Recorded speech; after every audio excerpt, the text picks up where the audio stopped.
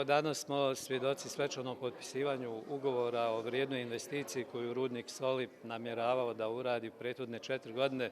Iz raznih okolnosti se to nije uspjelo. Mi smo evo u prethodna 3 mjeseca intenzivnim aktivnostima sproveli aktivnosti u odabiru najpovoljnijeg ponuđača za izvođenje radova do kraja i moram da kažem da smo svi presretni i zadovoljni jer smo vrijednu investiciju koja je negdje oko 5,5 miliona direktno investirano u 8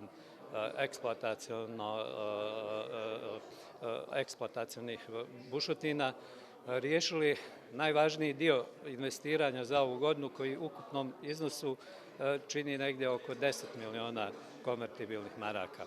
Uz ove investicije od 5,5 miliona za istražno-eksploatacione bušotine i jednu kontrolnu sigurnosnu, tu idu i prateće investicije kao što su nabavka cijevi, one sama negdje oko milion, fluid izolanta oko milion, pristupni putevi, planovi, projekti za nove puteve. Moram da kažem na kraju da smo postigli vrlo povoljnu cijenu od projektovane vrijednosti radova od 8 miliona.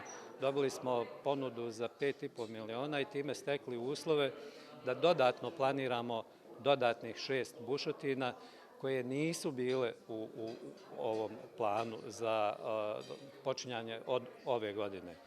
Sve to će učiniti stabilnim proizvodnju slanice, što je vrlo važno i za naše komitente, naše naručioce i korisnike usluga.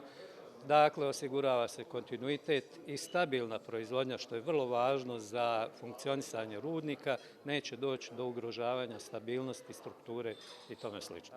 Druga vrijedna stvar jeste da je posao dobila domaća kompanija. To je vrhunska kompanija u ovoj oblasti koja ima iskustvo.